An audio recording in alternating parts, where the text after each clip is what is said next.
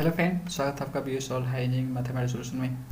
इस वीडियो में हम लोग प्रॉब्लम 8.2 सॉल्व करेंगे। ये आपका बेसिस है एक्सेलरेशन एंड वेलोसिटी के ऊपर। तो प्रॉब्लम करने से पहले इसका हम थ्योरी पार्ट कवर करेंगे, समझेंगे कि किस तरह से वेलोसिटी और एक्सेलरेशन हम फाइंड करेंगे। मैं आपको बताऊंगा, अगर कोई पार्टिकल किसी कर्व के लॉन्ग जा रहा है, उस कर्व का इक्वेशन वेक्टर फॉर्म में दिया है, तो आप किस तरह से एक्सेलरेशन उसका फाइंड करोगे, किस तरह से वेलोसिटी फाइंड करोगे उस पार्टिकल का।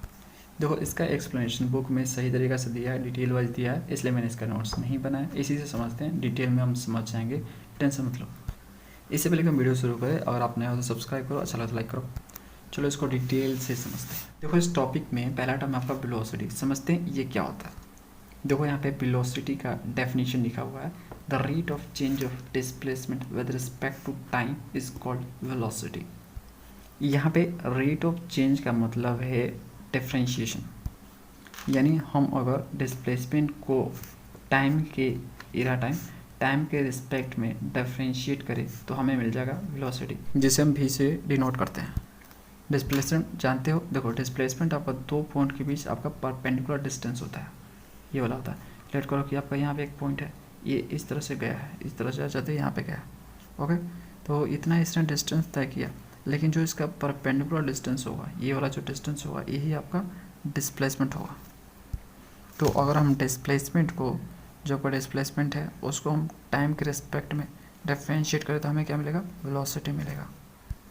तो अगर आपका इक्वेशन जो दिया हुआ है वेक्टर फॉर्म में, जो इक्वेशन मिलेगा कर्व का, अगर वो टाइम के फॉर्म में दिया है, ठीक है, टी के फॉर्म में आपको गिवन है, तो आप सिंपली क्या करोगे, उसको डिफरेंशिएट कर दोगे टाइम के रिस्पेक्ट में, तो आपको मिल जाएगा वेलोसिटी। जो इन लोगों ने ये फॉर्मूला डिराइव किया हुआ, इसका प्रूफ मैं पहले दे चुका हूँ। मैं आपको बता दूँ कि जो आप प्रॉब्लम 8.1 देखोगे तो इसमें मैंने प्रूफ दिया हुआ है, इसके ज़रिए वही चीज़ सेम टू सेम है। तो अगर आपको इसका डेरिवेशन देखना है कि ये फॉर्मूला आया कैसे है, dr/dt कैसे आया है। dr/dt क्या होता है, v होता है, बस वहाँ पे v नहीं लिखा है क्योंकि वहाँ पे v फॉर वेलोसिटी, वहाँ पे v के बारे में कोई डिस्कशन नहीं है, डिस्कशन आपका इसमें है, इसलिए यहाँ पे v लिखा गया। एक्चुअल में इसका मीनिंग v होता है, क्योंकि डेफिनेशन आपका यही बोलता है वेलोसिटी का कि ये rate of change of displacement होता है विद रिस्पेक्ट टू टाइम होता है। यानी आपका अगर कर्व का इक्वेशन जो है t, यानी t फॉर टाइम के रिस्पेक्ट में दिया हुआ है, ठीक है, उसमें टाइम के फॉर्म में दिया हुआ है, तो आप सिंपली इसको डिफरेंशिएट करोगे टाइम के रिस्पेक्ट में, तो आपको मिल जाएगा वेलोसिटी। सिंपली इसके प्रूफ में कुछ किया नहीं गया है। लेट करो पी पॉइंट पे हमें निकालना है वेलोसिटी, ओके। इस पॉइंट पे हमें वेलोसिटी निकालना है, तो एक क्यों पॉइंट लेंगे, इसका नेबरिंग पॉइंट बहुत ही नज़दीक है, ओके। तो यहाँ पे इसका पोजीशन वेक्टर हो गया पॉइंट पी पे r(t) हो गया, और क्यों से आपका हो गया ये position vector r(t) plus delta t हो गया, और इस तरह से एक लाइन खींच दो यहाँ से यहाँ तक, ये आपका कोड है डेल्टा r है। यहाँ पे जो आपका डेल्टा r है, ये आपका काम करेगा किसका, डिस्प्लेसमेंट का काम करेगा। मैंने बोला कि दो पॉइंट्स के बीच परपेंडिकुलर डिस्टेंस ही आपका डिस्प्लेसमेंट होता है। तो यहाँ पे देखो एक ट्रायंगल बन रहा है, तो यहाँ पे ट्रायंगल लॉ ऑफ एडिशन लगाएंगे, वेक्टर में हमने सीखा हुआ है, तो यहाँ पे मैं लगा दी। देखो डिटेल जानना है तो आप इसको देख सकते हो, same to same copy paste हम करते जाएंगे, कुछ नहीं करना हमें, है ना, ऑटोमेटिक फार्मूला डिराइव हो जाएगा। तो ये आपका हो जाएगा, यहाँ पे डेल्टा t टेंस टू 0 हो जाए, मतलब ये जो यहाँ पे डेल्टा t दिया है ये 0 की ओर टेंस करे, ओके। तो आपका क्या होगा, क्यों जो है p की ओर टेंड करेगा, धीरे धीरे इसकी ओर घसकते जाएगा, और एक ऐसा टाइम आएगा जब एक तरह से लगेगा कि इस पे ही आ गया है, क्यों, पूरी तरह से इस पे आ गया है, पी पे। तो ये जो लाइन है आपका, ये जो लाइन दिख रहा है आपका, ये धीरे धीरे घसक के ऐसे ऐसे होता जाएगा, एक टाइम ऐसा आएगा कि इस टेंजेंट के पैरेलल हो जाएगा। तो समझ रहे हो, यहाँ पे डेल्टा t टेंस टू 0 होगा, तो डेरिवेटिव का जो रूल होता है उसके अनुसार क्या हो जाएगा, ये उसके अनुसार यहाँ पे क्या हो जाएगा, d हम यूज़ कर लेंगे। यहाँ पे जो डेल्टा है हम d यूज़ करेंगे, बहुत छोटा हो जाएगा ना। देखो फ्रेंड्स, यहाँ पे जो चेंज हो रहा है, देखो डेल्टा t आपका 0 की ओर टेंस कर रहा है, तो मतलब जो चेंजेस देखने को मिल रहे हैं बहुत छोटे देखने को मिल रहा है, बहुत छोटे चेंजेस देखने को मिलते हैं, तो उसको हम t से डिनोट करते हैं, इस चीज़ को हम जानते हैं। तो यहाँ पे जो आपका r' आ गया, इसको हम r' लिखते हैं। देखो टाइम यहाँ पर t के रिस्पेक्ट में डिफरेंशिएट किया गया, तो वेलोसिटी में होता है यहाँ पे कि टाइम हो जाता है। ये जो t है आपका, देखो t एक पैरामीटर है, 8.1 के अनुसार t एक पैरामीटर है, लेकिन आपका 8.2 में आपका यहाँ पे जो t है वो टाइम का काम करता है ना। मतलब आपका जो इक्वेशन आपका दिया रहेगा कर्व का वेक्टर फॉर्म में, उसमें जो t रहेगा वो टाइम है आपका, यानी आपका जो कर्व का इक्वेशन है टाइम के फॉर्म में है। तो इस तरह से मैंने ये प्रूव किया था कि dr/dt इस तरह से आता है। और डी ऑफ डी टी क्या है फ्रेंड्स, आपका ये भी है। तो देखो इन लोगों ने मुझे लिखा यहाँ पे delta R by delta D, और यहाँ पे डेल्टा टी टेंस टू 0 हो रहा, तो इसलिए आपका ये क्या होगा, D r by d T हो जाएगा। मतलब इससे ये इसमें कन्वर्ट हो जाएगा बहुत स्मॉल चेंज के कारण। तो इसको हम बोलते हैं वी डेफिनेशन के अनुसार। और देखो यहाँ पे फोकस करो, यहाँ पे ये भी मैंने प्रूव किया था कि d s by d t equal to d r by d t होता है। मतलब जो d s by d t होता है वो magnitude of d r by d t होता है, और d r by d t क्या है, ये आपका भी है फ्रेंड्स। अभी ये क्या है, अभी मैंने आपको बताया ना, अगर जो है आर को आप टी के रिस्पेक्ट में डिफ्रेंशिएट करते हो टी टाइम यहाँ पे, तो आपको भी मिलता है, और मोड लगा दे तो मैग्नीट्यूड हो गई। ओके, तो जो यहाँ पे D s by d T रहेगा वो क्या होगा, magnitude of d r by d T होगा, समझ रहे हो। और आप जानते हो अच्छे से कि जो मैग्नीट्यूड ऑफ भी, मैग्नीट्यूड ऑफ वेलोसिटी जो होता है वो आपका स्पीड होता है। स्पीड एक स्केलर क्वांटिटी है, वेलोसिटी एक आपका और क्या है, वेक्टर क्वांटिटी है। मतलब इसमें डायरेक्शन और मैग्नीट्यूड दोनों होते हैं, इसमें सिर्फ मैग्नीट्यूड होते हैं। तो आप अच्छे से समझ गए कि किस तरह से आपको वी निकालना है। सिंपली आपको क्या करना है, कर्व के इक्वेशन को टी के रिस्पेक्ट में, टी यहाँ पे टाइम है, को रिस्पेक्ट में डिफरेंशिएट करोगे तो आपको वी मिल जाएगा। अब हम समझते हैं एक्सेलरेशन को। तो देखो एक्सेलरेशन का डेफिनेशन ये होता है rate of change. Rate of change का मतलब क्या होता है, differentiation of velocity with respect to time. अगर हम वेलोसिटी को टाइम के रिस्पेक्ट में डिफरेंशिएट करें, रेट ऑफ चेंज मतलब डिफरेंशिएशन, ठीक है, तो डिफरेंशिएट करते हमें क्या मिलता है, एक्सेलरेशन मिलता है। यानी अगर आपका ये भी है, इसे मैं अगर टाइम के रिस्पेक्ट में डिफरेंशिएट करूँ तो मुझे मिल जाएगा ए एक्सेलरेशन। यहाँ पे कैपिटल ए से डिनोट किया गया है, हालांकि ये छोटा ए से ही डिनोट किया जाता है, लेकिन कोई बात नहीं, अगर इसमें बड़ा से डिनोट किया तो हम बड़ा से ही करेंगे। तो देख सकते हो यहाँ पे फ्रेंड्स, देखो ये टी कैसे निकाला गया है। यहाँ पे टी क्या है, टाइम है ना। तो आपका पी जो रहेगा वो आपका टाइम का फंक्शन रहेगा। ओके, भी आपका क्या रहेगा, टाइम का फंक्शन रहेगा। उसको आपको टी के रिस्पेक्ट में, टाइम के रिस्पेक्ट में डिफरेंशिएट करना है, तो आपको मिल जाएगा एक्सेलरेशन। यहाँ पे देख सकते हो, इसको ऐसे लिखते हैं, ए ऑफ टी को ऐसे भी लिखते हैं और ऐसे भी लिखते हैं। ये बोलोगे ऐसे कैसे लिखते हैं, तो देखो यहाँ पे friends D by d T है। ओके, तो यहाँ पे भी होता है। ओके, भी की जगह हम क्या लिख सकते हैं, यहाँ पे देखो भी की जगह हम क्या लिख सकते हैं, यहाँ पे देखो ये लिख सकते हैं T R by d T लिख सकते हैं, है ना। तो सिंपली ये क्या हो जाएगा, ये टी स्क्वायर आर हो जाएगा और ये आपका टी टी स्क्वायर हो जाएगा। समझ में आ गया। तो इस तरह से हम जो है ए ऑफ टी को लिख सकते हैं। तो ये तरीका लिखने का है, और दूसरा तरीका है एफ टी को लिखने का, t b by t t, इस तरीके से लिख सकते हैं। अब आते हैं हम नेक्स्ट टर्म पे, टेंजेंशियल इन नॉर्मल एक्सेलरेशन। यहाँ पे देखो एक टाइप का एक्सेलरेशन नहीं होता, दो टाइप का एक्सेलरेशन होता है। एक आपका टेंजेंशियल होता है, दूसरा आपका नॉर्मल होता है।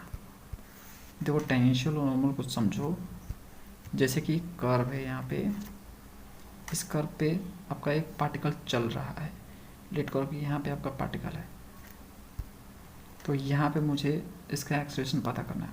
तो देखो इसके एक्सेलरेशन के दो पार्ट होंगे। देखो इस पॉइंट पे अगर आप टेंजेंट ऐसे ड्रॉ करोगे कुछ इस तरह से, देखो इस तरह से। ओके, तो जो इससे टेंजेंट के अलोंग एक्सेलरेशन होगा, देखो ये टेंजेंट है, इसके अलोंग जो एक्सेलरेशन होगा, ये पार्टिकल चल रहा, इस पॉइंट पे मुझे एक्सेलरेशन पता करना है। तो इस टेंजेंट के अलोंग जो एक्सेलरेशन होगा वो क्या लाएगा, टेंजेंशियल एक्सेलरेशन। और इस टेंजेंट पे नॉर्मल डाल दिया जाए, ठीक है। टेंजेंट पे परपेंडिकुलर अगर हम डालते हैं तो उसको हम लोग नॉर्मल बोलते हैं, यही कहते हैं ना, टेंजेंट पे परपेंडिकुलर जो होता है वो आपका नॉर्मल होता है। तो जो एक्सेलरेशन का पार्ट इस नॉर्मल के अलोंग होगा उसको हम लोग बोलते हैं नॉर्मल एक्सेलरेशन। तो इस पॉइंट पे अगर मुझे एक्सेलरेशन पता करना हो तो दो टाइप का मुझे एक्सेलरेशन मिलेगा, एक टेंजेंशियल एक्सेलरेशन मिलेगा, दूसरा नॉर्मल एक्सेलरेशन मिलेगा, और दोनों को मिला दिया जाए तो हमें टोटल एक्सेलरेशन मिल जाएगा उस बॉडी का, जिसे आप रिजल्टेंट एक्सेलरेशन बोलते हो। और ये जो रिजल्टेंट एक्सेलरेशन होगा कुछ इस तरह से होगा, बीच में ये देखो, ये आपका टी के लॉन्ग टी फॉर टेंजेंट और एन के लॉन्ग एन फॉर नॉर्मल। तो इसके अलोंग और इसके अलोंग आपका एक्सेलरेशन हो गया, रिजल्टेंट आपका बीच में इस तरह से जाएगा। समझ में आ गया फ्रेंड्स। ये आपका ए आर है, A R for resultant acceleration है, और ये आपका ए टी है, कैपिटल से ही दिखाओ यहाँ पे, इन लोगों ने कैपिटल से देखा रखा, और आपका ये ए एन है। तो नॉर्मल के लॉन्ग एक्सेलरेशन, टेंजेंट के लॉन्ग एक्सेलरेशन, रिजल्टेंट एक्सेलरेशन। तो फ्रेंड्स आप कैसे फाइंड करोगे टेंजेंशियल और नॉर्मल एक्सेलरेशन? देखो पहले समझो, यहाँ पे देखो एक कर्व हो गया, इस पॉइंट पे मुझे एक्सेलरेशन चाहिए, ये टेंजेंट खींचा मैंने इस तरह से, ये टेंजेंट, ये जो आपका कर्व का इक्वेशन दिया आर दिया है जो कि टी के फॉर्म में है। तो अगर मैं इसको 2 बार टी के रिस्पेक्ट में डिफरेंशिएट करूँ, है ना, तो मुझे मिल जाएगा एक्सेलरेशन मिल जाएगा, ये हमें पता है। तो ये जो आपका एक्सेलरेशन है ये आपका टोटल एक्सेलरेशन है ना। हमें क्या चाहिए? टेंजेंशियल और नॉर्मल चाहिए, इसको 2 भागों में बांटना है। तो ये कैसे होगा? इसके अलॉन्ग मुझे एक्सेलरेशन चाहिए और इसके अलॉन्ग भी मुझे एक्सेलरेशन चाहिए। तो ये तब होगा फ्रेंड्स जब हम मुझे ये टेंजेंट के अलॉन्ग यूनिट वेक्टर मिल जाए और इस नॉर्मल के अलॉन्ग एक यूनिट वेक्टर मिल जाए। जब इन दोनों के अलॉन्ग यूनिट वेक्टर मिल जाएगा मतलब डायरेक्शन मिल जाएगा, उस डायरेक्शन को इसके साथ डॉट करेंगे इसके साथ, तो मुझे टेंजेंट के अलॉन्ग और नॉर्मल के अलॉन्ग मिल जाएगा। तो अगर आपको निकालने हैं टेंजेंशियल और नॉर्मल एक्सेलरेशन तो दोनों के अलॉन्ग आपको यूनिट वेक्टर निकालना पड़ेगा पहले। तो अगर मुझे इसके अलॉन्ग यूनिट वेक्टर चाहिए तो मुझे क्या करना होता है फ्रेंड्स? जो आपका आर दिया होता है उससे मुझे टी के रिस्पेक्ट में डिफरेंशिएट करना होता है। मतलब जिसके भी फॉर्म में दिया हुआ आपका फंक्शन आर टी के फॉर्म में दिया तो आप टी के रिस्पेक्ट में करोगे, ठीक है, जिसके फॉर्म में भी आपका दिया।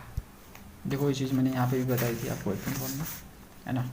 और आर को टी के रिस्पेक्ट में डिफरेंशिएट करना होता है और यूनिट वेक्टर चाहिए तो इसके मैग्नीट्यूड से मुझे डिवाइड करना होगा। तो देखो इसके मैग्नीट्यूड से इस तरह से डिवाइड करके देख सकते हैं फ्रेंड्स। तो D r by d T divide by D r by d t का मैग्नीट्यूड, तो ये ऐसा करते हैं हम लोग तो टेंजेंट मिल जाता है ना। टेंजेंट यूनिट वेक्टर हमें मिल जाएगा, ये रहा आपका टेंजेंट यूनिट वेक्टर, ये टेंजेंट वेक्टर के लूँगा वो टेंजेंट यूनिट वेक्टर मिल जाएगा। तो अगर ये चीज़ें मिल जाएगी मुझे तो सिंपली मैं क्या करूँगा, ये जो है इसके साथ डॉट कर दूँगा। मतलब ये देखो कुछ इस तरह से होगा, डॉट, ये वाला पूरा पार्ट। तो जानते हो D r by d t क्या होता है? आपका भी होता है, पता है ना, D r by d t क्या होता है? भी होता है। और d r by d T आपका मैग्नीट्यूड भी होता है, समझा रहा? तो ऐसा आप कर लोगे तो आपको मिल जाएगा एलोंग किसके? टेंजेंट के एलोंग आपका एक्सेलरेशन मिल जाएगा। ये आपका टेंजेंट के एलोंग 80।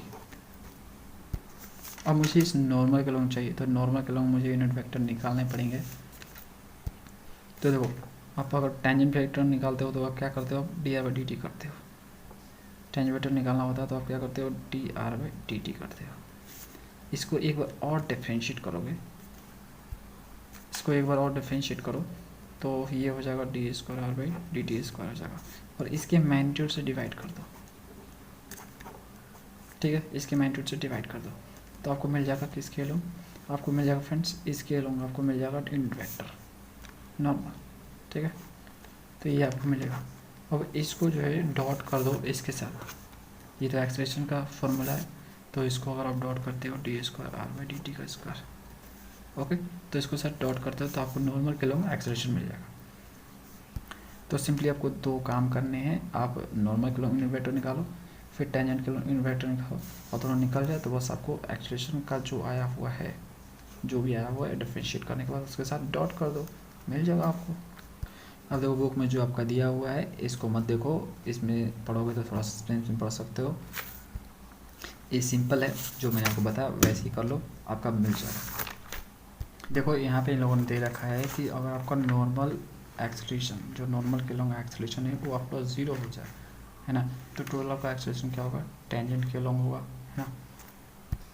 क्योंकि जो आपका रिजल्टेंट एक्सेलरेशन होता है दोनों के कम्बिनेशन से होता है, मतलब दोनों को सम कर दिया जाए तो इसका निकाल लिया जाए, इसका निकाल लिया जाए, जोड़ दिया जाए तो ये आपका मिलता है।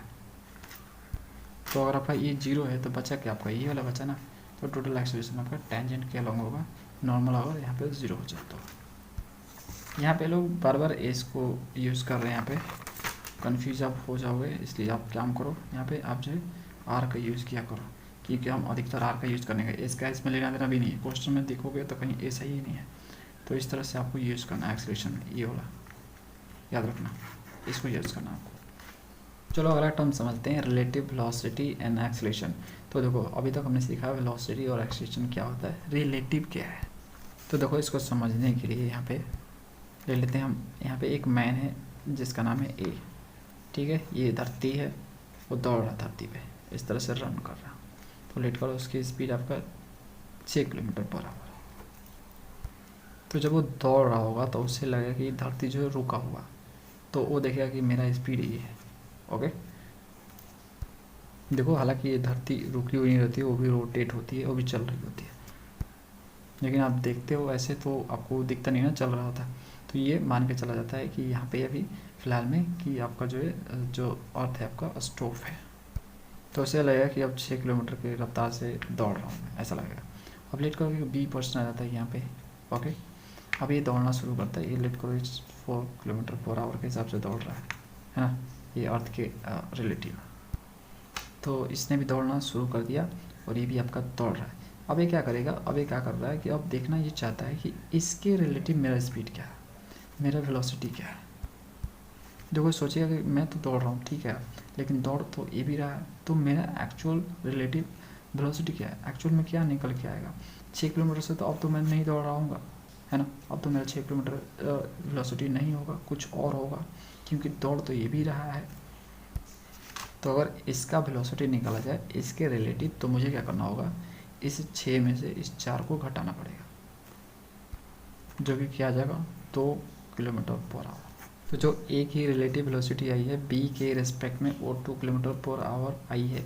और यहाँ पे देखो फ्रेंड्स, अर्थ के रिस्पेक्ट में देख रहा था अपना रिलेटिव वेलोसिटी, तो उसका 6 आ रहा था, तो अर्थ तो उसके लिए स्टॉप था, इसलिए उसको 6 दिख रहा था, लेकिन दौड़ तो ये भी रहा है, इसलिए अब इसका स्पीड जो दिखेगा इसको 2 किलोमीटर पर आवर दिखेगा। तो रिलेटिव में होता ये है आपका कि एक बॉडी दूसरे बॉडी के रिस्पेक्ट में अपना वेलोसिटी निकालता है, यानी दोनों बॉडी मोशन कर रहे होते हैं। अब देखो इसको समझो, यहाँ पे देखो ये कर्व है आपका, इस कर्व पे ये पार्टिकल दौड़ रहा है, पार्टिकल P1 ले लो, P1, तो ये P1 पार्टिकल इस तरह से इस कर्व पे दौड़ रहा है, इस तरह से P2 पार्टिकल इस कर्व पे दौड़ रहा है। तो देखो इस पॉइंट पे जो पोजीशन वेक्टर होगा इस P1 का वो R1 होगा, और इस पॉइंट पे जो P2 का पोजीशन वेक्टर होगा वो आपका R2 होगा। ठीक है, ओरिजिन से ही ड्रॉ किया जाता है ना पोजीशन वेक्टर, ये ओरिजिन हो गया, इस तरह से मैंने ड्रॉ कर दी। तो ये R आपका पोजीशन वेक्टर ही है जो P1 P2 के बीच है। तो यहाँ पे हम अगर ट्रायंगल लॉ लगा दें, triangle law of addition vector form में, ठीक है, वेक्टर में ऐसे लगता है, तो यहाँ पे देखो ये आपका इस तरह से जा रहा है, ये इस तरह से जा रहा है, इस तरह से जा रहा है, तो ये क्या हो जाएगा, ये आपका इस सेम डायरेक्शन में है, तो यहाँ पे R1 + R इक्वल टू क्या हो जाएगा, ये R2 हो जाएगा। समझ में आ गया। तो यहाँ से R इक्वल टू क्या हो जाएगा, R2 में से R1 हो जाएगा, ये समझ में आ रहा। अब इसको मैं जो है t के रिस्पेक्ट में डिफ्रेंशिएट कर दूँ तो dr/dt हो जाएगा, तो यहाँ पे आ जाएगा dr2/dt, ठीक है, और माइनस dr1/dt। तो ये जानते हो, और dr/dt आपका क्या होता है, ये वेलोसिटी होता है आपका, है ना, तो वेलोसिटी हो जाएगा, ये वेलोसिटी हो गया, ये आपका v2 दूसरे पार्टिकल का वेलोसिटी है, पहले पार्टिकल का वेलोसिटी, और एक बार और इसको t के रिस्पेक्ट में डिफ्रेंशिएट करोगे तो आपको एक्सेलरेशन मिल जाएगा। तो यहाँ पे a आ जाएगा जो कि आपका a2 - a1 होगा। समझ रहे हो ना फ्रेंड्स। तो देखो फ्रेंड्स, इसका मतलब क्या हुआ, v = v2 - v1, इसका मतलब ये हुआ कि relative velocity of v2 with respect to v1, इसको ऐसे लिख सकते हो v21, ऐसे लिख सकते हो, यानी relative velocity of v2 with respect to v1। तो इसको हम ऐसे लिखते हैं v2 में से v1। याद रखना, जो पहले यहाँ पे लिखा रहेगा उसको पहले लिखेंगे, जो बाद में रहेगा उसको बाद में लिखते हैं, ठीक है, समझ में। इसी तरह से आपका एक्सप्रेशन का मामला है, जो चीज़ें मैंने आपको समझाई वो चीज़ें यहाँ पे लिखा हुआ है। चलो फ्रेंड्स, क्वेश्चन करना शुरू करते हैं। प्रॉब्लम्स 8.2 का पहला question, A particle moves along a circular helix in 3 space मतलब 3D में मूव कर रहा, so that its position vector at time t is r = 10। r क्या है, पोजिशन वेक्टर है, t के फॉर्म में है, और t यहाँ पे क्या है, टाइम है। तो टाइम यहाँ पे आपको क्वेश्चन में दिया रहेगा, तो ही समझना कि आप जो है उसको डिफ्रेंशिएट करोगे t के रिस्पेक्ट में, तो आपको मिल जाएगा वेलोसिटी, अगर पोजीशन वेक्टर दिया है तो। या फ्रेंड्स आपका t जो है टाइम होना ज़रूरी है, तभी आप डिफ्रेंशिएट करो तो आपको वेलोसिटी मिलेगा, फिर एक बार और डिफ्रेंशिएट करो तो आपको एक्सेलरेशन मिलेगा। अगर आपका t यहाँ पे टाइम नहीं है, कुछ और है, तो डिफ्रेंशिएट करने से आपको आंसर नहीं मिलने वाले। तो ये मेंशन जरूरी है क्वेश्चन में, तो ये मेंशन रहता है। आगे देखते हैं, find the displacement of the particle during the interval 1 से लेके 5 तक। t आपका 1 से लेके 5 तक वेरी कर रहा है और उसी में आपको डिस्प्लेसमेंट ऑफ अ पार्टिकल निकालने हैं। चलो फाइंड करते हैं। तो देखो फ्रेंड्स, ये आर दिया हुआ है, आर क्या यहाँ पे पोजीशन वेक्टर है, देखो टी के फॉर्म में दिया हुआ है। तो हम यहाँ पे निकाल लेते हैं, पहले निकालेंगे। देखो हमें निकालना क्या है, डिस्प्लेसमेंट निकालना है। 1 और 5 के बीच डिस्प्लेसमेंट कितना हुआ पार्टिकल का, वो हमें निकालना है। तो उसको निकालने के लिए हमें क्या निकालना होगा, पोजीशन वेक्टर ऑफ पार्टिकल निकालना होगा 1 पे, फिर आपका पोजीशन वेक्टर ऑफ पार्टिकल निकालना पड़ेगा हमें 5 पे। दोनों निकाल लेंगे और इसमें से इसको माइनस कर लेंगे, मतलब 5 वाले में से 1 वाले को माइनस करेंगे तो हमें मिल जाएगा डिस्प्लेसमेंट। डिस्प्लेसमेंट क्या होता है मैंने आपको बताया हुआ है ना, 1 पॉइंट और ये 2 पॉइंट हो गया, ठीक है।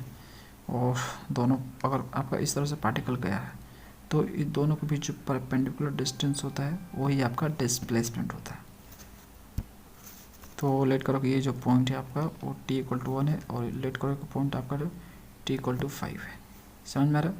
तो अगर मुझे ये वाला निकालना है तो मुझे इस पॉइंट पे पोजीशन वेक्टर और इस पॉइंट पे पोजीशन वेक्टर निकालने होंगे। इसमें से इसको घटाऊंगा तो ये मिल जाएगा, यही करूँगा ऐसा मैं। तो यहाँ पे मैं लिखूँगा पोजीशन, जैसे मैं लिखता जा रहा हूँ वैसे लिखते जाओ, solution position vector of particle at t=1।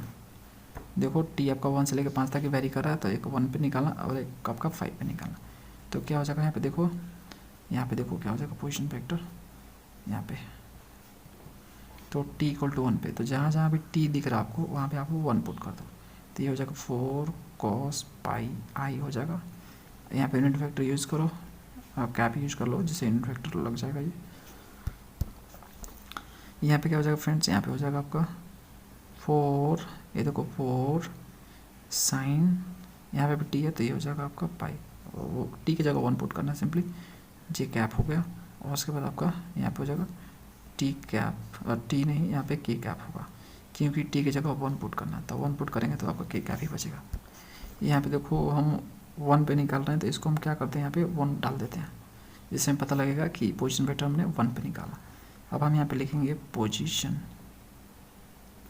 Vector of a particle at t=5। अब 5 पे हम निकाल रहे हैं, यहाँ पे इसका वैल्यू भी निकाल लो यहीं पे, है ना। तो देखो 4 cos π का मान क्या होता है, -1 होता है ना। और यहाँ पे आपका sin π का मान क्या होता है, 0 होता है, तो ये 0 हो जाएगा, 4 × 0, ओके। और यहाँ पे आपका के है, यहाँ पे तो आपका कुछ ही नहीं, तो के रहेगा, तो क्या हो जाएगा यहाँ पे -4i हो जाएगा, है ना। देखो यहाँ पे लिख देता हूँ मैं, क्या हो जाएगा -4i कैप, उसके बाद ये तो 0 हो गया, तो यहाँ पे लिखोगे 0 j कैप, और ये क्या हो जाएगा यहाँ पे तो एज इट इज रहेगा, ये के कैप रहेगा। अब देखो फ्रेंड्स आपका 5 पे देखते हैं, 5 पे देखो, तो देखो यहाँ पे 1 की जगह 5 पुट करो, तो यहाँ पे आपको क्या करना है, जहाँ जहाँ भी t दिख रहा है वहाँ पे आपको 5 पुट करना है, तो हो जाएगा 4 cos π हो जाएगा, और i cap plus 4 sin 5π j cap, और t की जगह पे 5 की कैप। तो देखो इसका हम वैल्यू निकालना चाहे तो क्या होगा, देखो 4 cos 5π है, तो देखो जब आपका ऑड रहे ना, ऑड मल्टीपल रहे पाई के साथ और कॉस दिया रहे, तो उसका वैल्यू -1 होता है, ठीक है। जिससे आपका 7π रहे, 9π रहे, इस तरह से रहे तो आपका हमेशा -1 वैल्यू आएगा। और अगर आपका इवन रहे, जैसे आपका 2π रहे, आपका 4π रहे, तो उसका वैल्यू आपका 1 आएगा। समझ में आ रहा है? तो यहाँ पे देखो ऑड है, 5 आपका ऑड नंबर है, तो यहाँ से क्या आ जाएगा -4, इसका वैल्यू हो जाएगा -1, तो यहाँ पे लिखेंगे, इसलिए -1 लिखते हैं यहाँ पे, और आई कैप, ठीक है। उसका तो वैल्यू आपका हमेशा 0 ही होता है, बस पाई रहे तो साइन में देखो, साइन में आपका पाई रहे ना 0 हो जाएगा, आपका 4π हो 3π हो कुछ भी ऑड इवन नहीं देखा जाता, इसमें पाई है तो 0 हो जाएगा, तो ये हो जाएगा आपका 0 से कैप, और ये आपका 5 कैप हो जाएगा के कैप। तो अगर आप डिस्प्लेसमेंट निकालना चाहो तो आप क्या करोगे, R5 में से R1 को माइनस कर दोगे, लेकिन आंसर आपका ऐसे दिया नहीं है, आंसर में सिर्फ लिख दिया है, जो चीज़ें इन लोगों ने निकाली है वो चीज़ें लिख दिया है। यहाँ पे लिखा है इन लोगों ने पार्टिकल डिस्प्लेस्ड फ्रॉम यहाँ से चला और यहाँ पे पहुँचा है, तो वो चीज़ लिख देते हैं हम भी -4i कैप, और जीरो नहीं लिखते हैं तो k कैप हो जाएगा। ओके, इन लोगों ने ऐसे लिखा है k -4i, तो लिख सकते हो, कोई दिक्कत नहीं है। तो ये लिख रहे हैं 2 कहाँ गया, यहाँ तक गया, तो -4i cap plus 5k cap यहाँ तक गया। डिस्प्लेस हुआ है आपका, डिस्प्लेस्ड पार्टिकल आपका डिस्प्लेस हुआ है यहाँ से लेके यहाँ तक, सुनना क्या। तो ये हो गया आपका आंसर। अगला क्वेश्चन करते हैं। अगला क्वेश्चन देखो 2 नंबर, a particle moves along a curve x equal to this, y equal to this, z equal to this, where t is the time variable. अब टाइम दे दिया इसमें, देखो मेंशन किया टाइम, हाँ t यहाँ पे टाइम है। Determine its velocity and acceleration vectors, also the magnitude of the velocity and acceleration at t equal to 0। तो आपको क्या निकालना है, आपको निकालना है वेलोसिटी और एक्सेलरेशन वेक्टर, और उसका मैग्नीट्यूड भी निकालना है, किस पे, t इक्वल टू 0 पे। तो चलो निकालते हैं। तो देखो फ्रेंड्स, ये आपको दिया हुआ है x y z, यहाँ पे जो t है आपका और पैरामीटर का काम कर रहा है, मतलब t आपका टाइम है यहाँ पे, और पैरामीट्रिक फॉर्म में आपका दिया हुआ है इस तरह से इक्वेशन। तो इससे हमें वेक्टर फॉर्म में बदलना है, तो यहाँ पे लिखेंगे हम लोग वेक्टर इक्वेशन ऑफ कर्व। जब वो कर्व दिया हुआ है इसको हम वेक्टर इक्वेशन में चेंज करेंगे। तो देखो यहाँ पे आपका क्या हो जाएगा, आर वेक्टर, आर यहाँ पे क्या है, पोजीशन वेक्टर है। तो इसको देखो कैसे लिखेंगे, तो यहाँ पे जो है e⁻t है, तो आई हो जाएगा I cap, okay, plus this 2 cos 3t J cap, ये वाला प्लस 2 sin 3t के कैप। तो ये आ गया वेक्टर, और इक्वेशन आ गया आपका, ये पोजीशन वेक्टर है आर। तो देख सकते हो वेक्टर फॉर्म में आ चुका है। अब हम इसको डिफरेंशिएट करेंगे तो हमें मिलेगा वेलोसिटी। हम जानते हैं कि यहाँ पे देखो टी आपका टाइम दिया है, और हम पोजीशन वेक्टर को डिफरेंशिएट करते हैं तो हमें क्या मिलता है, वेलोसिटी। तो हम इसको डिफरेंशिएट करेंगे तो वेलोसिटी हो जाएगा आपका डिफरेंशिएट करने के बाद, ठीक है, वेलोसिटी वेक्टर हो जाएगा। तो देखो यहाँ पे लिख रहे हैं dr/dt, तो इसको हम t के रेस्पेक्ट में डिफरेंशिएट करेंगे तो इसका क्या हो जाएगा, e⁻t का, ये हो जाएगा -e⁻t हो जाएगा, ठीक है, आई कैप। इसका कर रहे हैं तो देखो क्या हो जाएगा, ये कॉस है तो साइन में माइनस में होता है, तो 2 sin, ठीक है, 2 sin 3t होगा, और आपका 3t का क्या हो जाएगा, 3 हो जाएगा बाहर, ओके, और जे कैप हो जाएगा। उसके बाद आपका इसका, तो देखो साइन का होता है कॉस, तो 2 cos 3t, ओके, और 3t का आपका 3 बाहर हो जाएगा, ओके, और के कैप हो जाएगा आपका। इसको अरेंज करें तो देखो इस तरह से हम लिख सकते हैं, इसको अरेंज करके लिख रहा हूँ। देखो 3 दूनी के 6, 6 sin 3t जे कैप, और उसके बाद 3 दूनी के 6 cos 3t के कैप। तो ये जो आपका है, ये आपका वेलोसिटी वेक्टर आया, ठीक है, ये वेलोसिटी वेक्टर। अब हमें मैग्नीट्यूड निकालना है इसका। तो देखो क्वेश्चन में मेंशन है कि आपको t इक्वल टू 0 पे ये सारी चीज़ें निकालनी है, तो वेलोसिटी वेक्टर भी आपको t इक्वल टू 0 पे निकालनी है। तो यहाँ पे लिखो 0 लिखो, मतलब t जहाँ जहाँ है वहाँ पे आप 0 पुट करोगे। तो देखो इसमें मैं 0 पुट कर रहा हूँ, तो यहाँ पे -e⁻0 हो जाएगा, आई कैप, कैप लगा दो यहाँ पे -6, और साइन 0 हो जाएगा, जे कैप, और यहाँ पे आपका 6 cos 3t, तो ये 0 हो जाएगा, और के कैप हो जाएगा। तो बताओ इसका वैल्यू क्या आएगा, e⁻0 क्या होता है, किसी के पावर 0 होता है 1 उसका वैल्यू होता है, तो यहाँ पे 1 हो जाएगा, तो ये माइनस है तो माइनस हो जाएगा यहाँ पे, और i × 1 आपका i हो जाएगा, तो आई कैप हो गया। ये आपका 0 होगा पूरी तरह से, तो इसको हम नहीं लिखेंगे। और यहाँ पे देखो cos 0 क्या होता है, 1 होता है, तो हम इसको लिख रहे हैं 6 × 1 आपका 6 हो जाएगा, और के कैप हो जाएगा। तो ये आपका आ गया। अब हमें इसका मैग्नीट्यूड निकालना है, तो देखो मैग्नीट्यूड हम निकालेंगे एट 0 पे। तो मैग्नीट्यूड मतलब मोड होता है, तो मोड कैसे निकालते हैं फ्रेंड्स, जो को आई जे और के का जो कोफिशिएंट होता है उसका स्क्वायर करके स्क्वायर आउट करते हैं। तो देखो यहाँ पे -1 है इसका कोफिशिएंट आई का, और यहाँ पे आपका क्या है 6 है, ओके, इसका स्क्वायर हो जाएगा, तो क्या हो जाएगा 1 का स्क्वायर 1, और 6 का स्क्वायर आपका 36 होगा, दोनों को ऐड करो 37। तो ये आपका मैग्नीट्यूड ऑफ भी आ गया एट t इक्वल टू 0 पे। अब हमें यही चीज़ निकालनी है, t इक्वल टू 0 पे हमें क्या निकालना है, एक्सेलरेशन निकालनी है, करते हैं।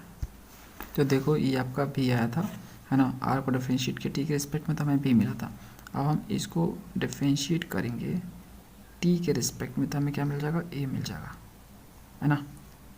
तो कर रहे हैं तो इसको करेंगे तो क्या हो जाएगा, ये माइनस प्लस में बदल जाएगा ये, तो E to the power minus T हो जाएगा और यहाँ पे आई कैप हो जाएगा। और देखो ये साइन का क्या हो जाएगा कॉस, और 3 बाहर लेगा तो 46 18 हो जाएगा। इसको मैं डायरेक्टली कर रहा हूँ और ये हो जाएगा कॉस 3t जे कैप। समझ में आ गया फ्रेंड्स। अब इसको देखो ये भी 46 18 हो जाएगा और कॉस का साइन माइनस में हो जाएगा, तो ये 18 साइन 3t के कैप हो जाएगा। तो आपको इसको निकालना है, ये तो आपका क्या है, ये एक्सेलरेशन फैक्टर है, ठीक है। अब एक्सेलरेशन फैक्टर आपको t इक्वल टू 0 पर निकालने हैं, तो ये लिखूंगा मैं 0, ओके। जहाँ जहाँ टी वहाँ पर 0 पुट करूँगा, तो देखो यहाँ पे क्या हो जाएगा, यहाँ पे मैं 0 पुट कर रहा हूँ, तो e की पावर 0 आई कैप 18 कॉस 0 जे कैप 18 साइन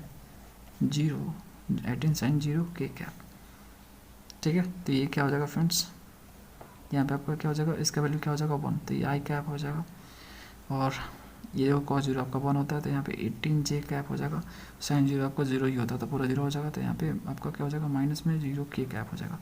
तो उसको लिखना ज़रूरी नहीं था, इससे 0 आया, कोई फ़र्क नहीं पड़ जाएगा इसको लिखने से। तो देखो हमें इसका मैग्नीट्यूड निकालना है, तो हमें क्या करना होगा, ये 0 पे मॉड लेना पड़ेगा इसको। तो मॉड का मतलब क्या होता है, आई जे और के का कोफिशिएंट का स्क्वायर रूट, ठीक है। तब यहाँ पे देखो, तो यहाँ पे 1 का स्क्वायर कर लेंगे, यहाँ पे 18 का स्क्वायर कर लेंगे माइनस 18 है साइन, और यहाँ पे आपका 0 है तो 0 लिखो या ना लिखो कोई फ़र्क नहीं पड़ेगा, ठीक है। तो लिख भी सकते हो और नहीं भी लिखो कोई फ़र्क नहीं पड़ेगा, स्क्वायर, ओके।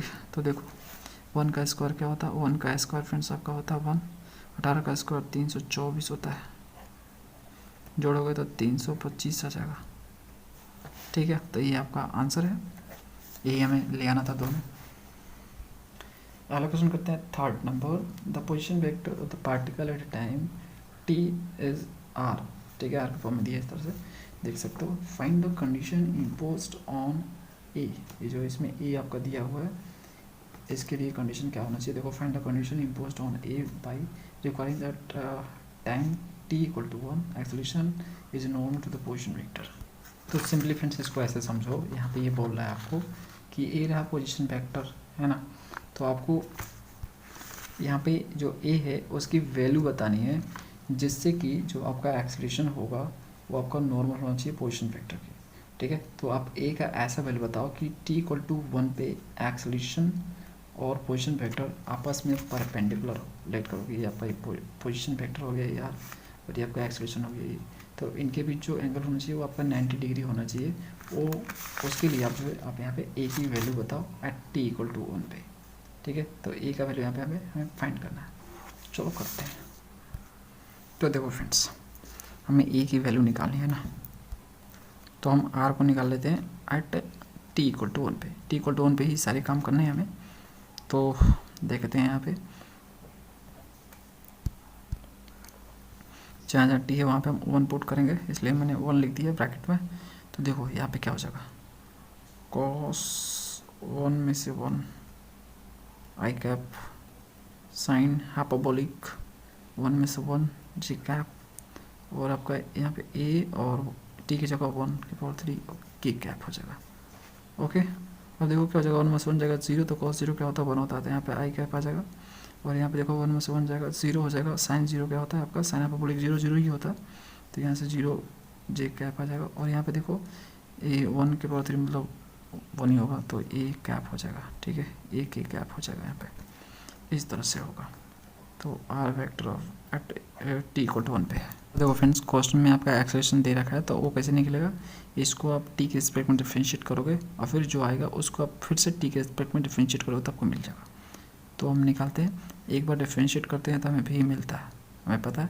तो इसको मैं कर रहा हूँ, देखो यहाँ पे इसको मैं डिफरेंशिएट कर रहा हूँ, तो कॉस का होगा साइन आपका माइनस में हो जाएगा और टी माइनस 1, और टी माइनस 1 का टी के रिस्पेक्ट में क्या होगा 1 होगा, तो 1 लिखा नहीं जाता, छोड़ दो आई कैप। उसके बाद आपका साइन हाइपरबोलिक, तो यहाँ पे क्या हो जाएगा कॉस हाइपरबोलिक हो जाएगा, कॉस हाइपरबोलिक टी माइनस 1 होगा, टी माइनस 1 का क्या होगा 1 होगा, तो इसे लिखा नहीं जाएगा जी cap.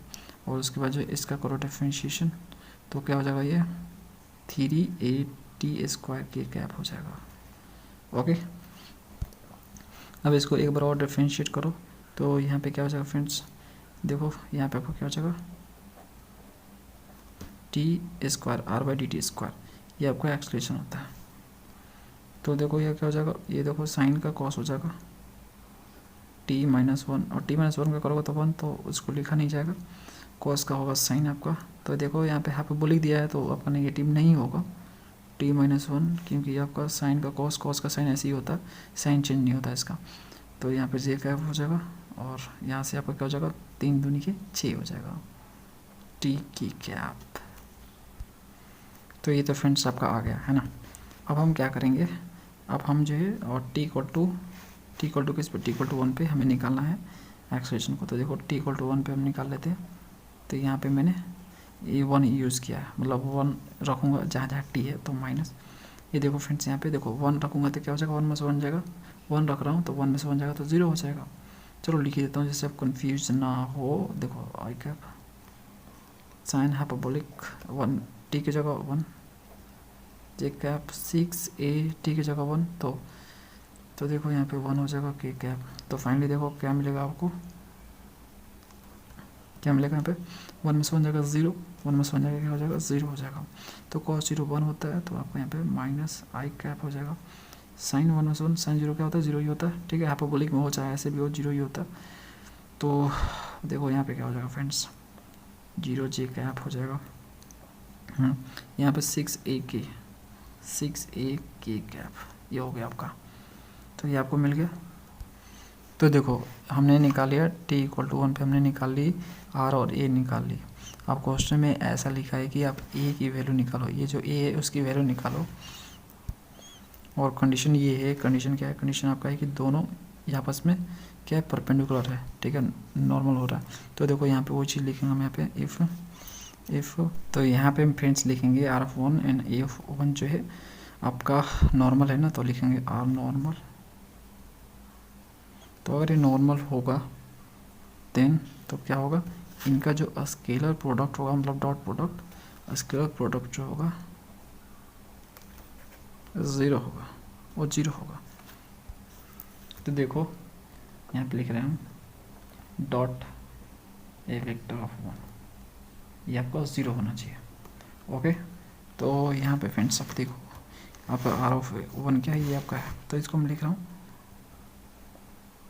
Plus C cap plus ए के कैप डॉट ए ऑफ 1, ये आपका ये रहा माइनस आई प्लस 0 जे कैप प्लस 6 ए के कैप, ओके, इक्वल टू 0।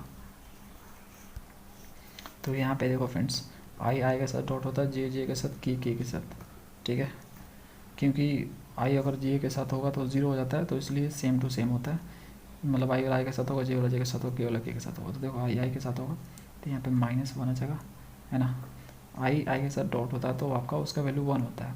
तो ओके, तो इस तरह से आपका -1 होगा, और यहाँ पे 0 0 है तो ये 0 ही हो जाएगा, और यहाँ पे a है और यहाँ पे 6a है, तो ये क्या हो जाएगा तो 6a² हो जाएगा इक्वल टू 0। तो ये काम करो 1 को इधर ले जाओ, तो देखो क्या हो जाएगा 6a² इक्वल टू 1। तो बताओ यहाँ पे क्या होगा, a इक्वल टू क्या हो जाएगा 6 इधर जाएगा, है ना, तो a 6 इधर जाएगा डिवीजन में, और जो स्क्वायर इधर जाएगा तो ये आपका स्क्वायर रूट में इसको कन्वर्ट कर देगा, तो ये प्लस माइनस आ जाएगा, तो a का वैल्यू ये होगा। तो ए का वैल्यू ये होगा, तब ये आपस में एक दूसरे के परपेंडिकुलर हो गए, चाहे नॉर्मल बोल सकते हो, एट टी इक्वल टू 1 पे, समझा गया। तो फ्रेंड्स अगला क्वेश्चन करते हैं 4th नंबर, a particle moves on the curve this where t is the time, यहाँ पे टी टाइम है, टी देखो टी हमेशा आपका टाइम मेंशन रहना जरूरी है। Find the components of velocity and acceleration time t equal to 1 पे in the direction of this. तो इसके डायरेक्शन में आपको क्या निकालने हैं, वेलोसिटी का कंपोनेंट्स और एक्सेलरेशन का कंपोनेंट, और ये रहा आपका इक्वेशन ऑफ कर्व। करते हैं, तो देखो ये आपका दिया हुआ इस तरह से पैरामेट्रिक फॉर्म में दिया, तो इसे हम वेक्टर फॉर्म में बदल देंगे, लिखेंगे solution vector equation of curve.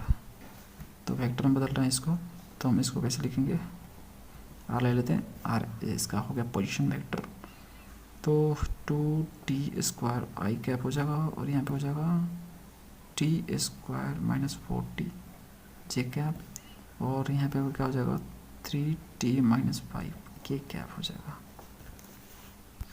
यहाँ पे वेलोसिटी और एक्सेलरेशन के बारे में बात हो रहा है, तो हमें इसको डिफरेंशिएट करना होगा। तो देखो एक बार जब डिफरेंशिएट करूँगा मैं इसको, है ना, तो मुझे मिल जाएगा वेलोसिटी।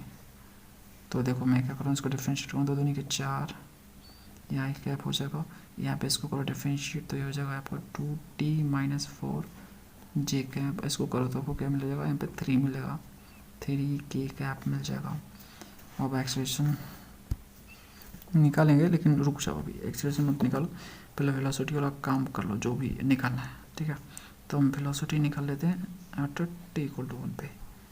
t=1 पे ही सारा काम करना है फ्रेंड्स। तो जहाँ जहाँ t है इसमें वहाँ पे 1 पुट करो, तो यहाँ पे 4i कैप हो जाएगा। यहाँ पे 1 पुट करोगे तो 2 हो जाएगा, 2 में से 4 हो गया -2 हो जाएगा इस तरह से जे कैप, और यहाँ पे आपको 3 की कैप हो जाएगा।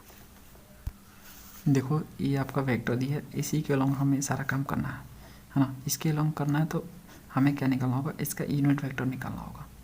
जिसके अलॉन्ग हमें करना होता है फ्रेंड्स, उसका हमें यूनिट वेक्टर चाहिए होता है, तो हम इसका यूनिट वेक्टर निकालेंगे। तो देखो हम यहाँ पे लिखेंगे unit vector in the direction. Direction किसके डायरेक्शन में, तो इसको इसके डायरेक्शन में तो लिखेंगे i माइनस 3j+2 की। ओके, तो क्या हो जाएगा यहाँ पे, देखो क्या हो जाएगा, इसको लेट करो, हम u से डिनोट कर रहे हैं ऐसे, u कैप। ओके, तो क्या हो जाएगा फ्रेंड्स, देखो i माइनस 3j+2 के, इसका मैग्नीट्यूड, तो इसका मैग्नीट्यूड कैसे निकालेंगे, इसका मैग्नीट्यूड कैसे निकालेंगे, तो देखो आई जी का कोफिशिएंट होगा उसका स्क्वायर करेंगे, स्क्वायर रूट, तो 1 स्क्वायर 3 स्क्वायर और 2 स्क्वायर हो जाएगा इस तरह से। तो क्या हो जाएगा, ये यहाँ पे बोलोगे माइनस आपने क्यों लिखा, लो भाई माइनस लिख देते हैं, क्या फ़र्क पड़ेगा, कुछ फ़र्क नहीं पड़ेगा, ठीक है। तो ये क्या हो जाएगा, ये देखो क्या हो जाएगा i माइनस 3j+2 के, नीचे क्या हो जाएगा 1 का स्क्वायर 1, 3 का 9 और ये 4, तो 9 4 13 1 14, तो 14 आ जाएगा। अब देखो फ्रेंड्स हमें क्या निकालना है, कंपोनेंट ऑफ v निकालना है ना।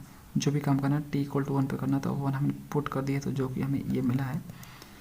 अब देखो हमें निकालना है component of v along this, इसके अलोंग, तो यूनिट वेक्टर मिल चुका है। अब दोनों को सिंपली डॉट करना है, तो थोड़ा सा लेक्चर लिख लेंगे, यहाँ पे लिखेंगे component of v eight t=1। t=1 पे ही मैंने किया है, इसलिए t=1 लिखूंगा मैं। इन द डायरेक्शन, किसके डायरेक्शन में, इन द डायरेक्शन, किसके डायरेक्शन में, तो देखो फ्रेंड्स इसके डायरेक्शन में कर रहे हैं, तो लिखेंगे i माइनस 3j+2 के लिखेंगे। ओके, तो क्या करना होगा, हमें इसको इसके साथ डॉट करना होगा। तो देखो मैं लिखूंगा यहाँ पे p(1) डॉट ये लिखूंगा। ओके, तो यहाँ पे ये हो जाएगा आपका 4i cap minus 2j cap plus 3k cap, sorry यहाँ पे होगा, ठीक है, ये 4 है आपका डॉट, और इसको लिखूंगा मैं। तो देखो मैं लिख रहा हूँ यहाँ पे आपका, ये देखो फ्रेंड्स ये i है, थोड़ा सा ध्यान देना इस पे, i और कैप लगा देना सब पे, i cap 3j cap 2k cap, नीचे आपका क्या है 14 है स्क्वायर के अंदर।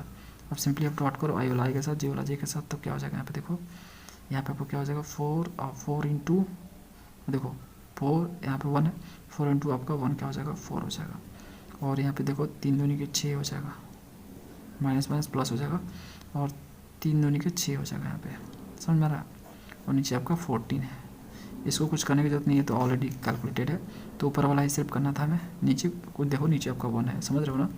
तो 1 से 10 मल्टीप्लाई 10 होगा, और ऊपर ऊपर हो जाएगा, नीचे नीचे हो जाएगा, बात खत्म।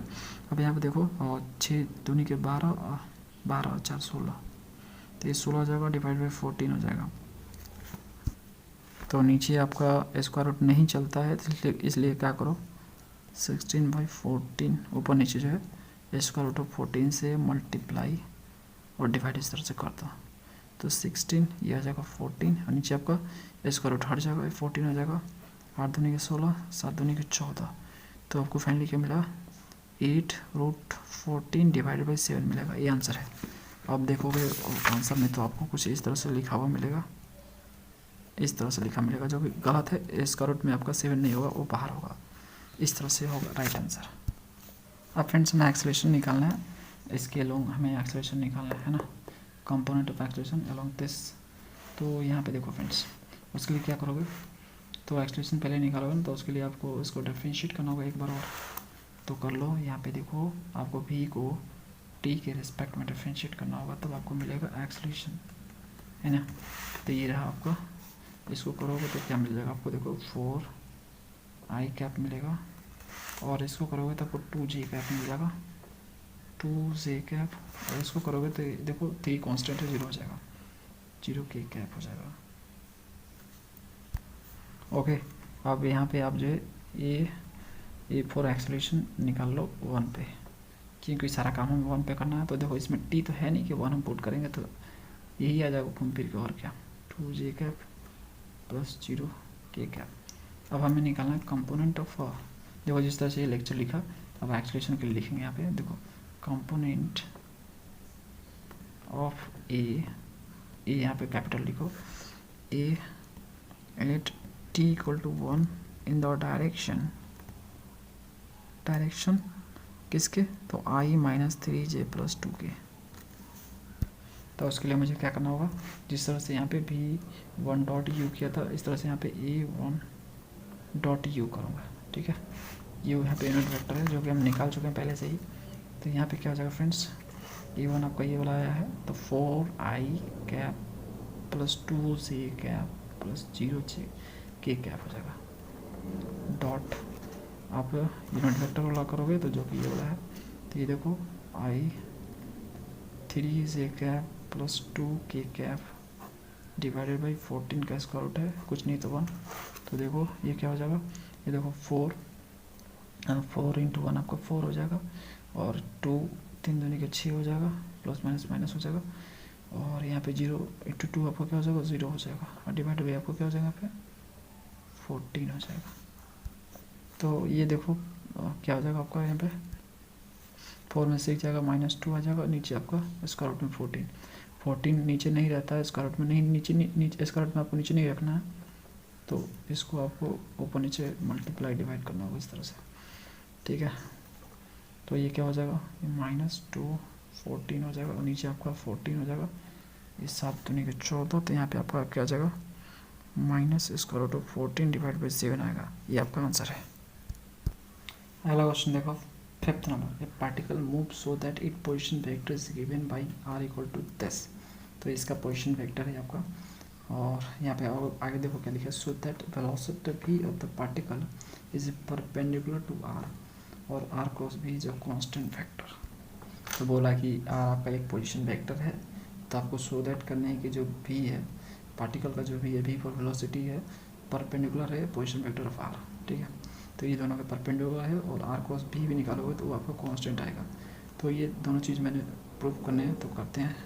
पहला परपेंडिकुलर और दूसरा हमें कांस्टेंट वेक्टर प्रूव करते हैं। तो देखो ये आपका r दिया हुआ है, r तो निकला हुआ है ना, वो भी हमें निकालना है। तो भी कैसे निकलेगा, इसको डिफरेंशिएट करके t के रिस्पेक्ट में, है ना। तो डिफरेंशिएट करो तो ये क्या हो जाएगा, ये देखो यहाँ पे क्या हो जाएगा, कॉस का होता है साइन माइनस में, तो साइन हो जाएगा यहाँ पे ओमेगा टी, और ओमेगा टी का क्या हो जाएगा यहाँ पे ओमेगा हो जाएगा बाहर, और आई कैप हो जाएगा। उसके बाद देखो प्लस साइन का क्या होता है कॉस, तो यहाँ पे लिखोगे आप कॉस ओमेगा टी का ओमेगा बाहर, और जी कैप हो जाएगा। यहाँ पे आई कैप जी कैप इन लोगों ने पहले लिखा, कोई दिक्कत नहीं, पहले लिखो चाहे बाद में, कोई फ़र्क नहीं पड़ता। अब यहाँ पे देखो बी आपका आ जाएगा, यहाँ पे इसको अरेंज कर लो। तो देखो ओमेगा कांस्टेंट है, पहले लिखो इसको ओमेगा, और माइनस में sign omega t i cap, इसको भी लिखो पहले omega cos omega T G cap, ठीक है। ये आपका हो गया। अब देखो हमें ये सो दैट करना है कि इन दोनों का जो एंगल है 90 डिग्री, मतलब इन दोनों जो है परपेंडिकुलर है, ये प्रूव करना है। तो हम यहाँ पे लिखेंगे, अगर ये परपेंडिकुलर हैं तो ये कंडीशन को जरूर फुलफिल करेंगे, बी एंड आर जो है परपेंडिकुलर हैं, आर परपेंडिकुलर,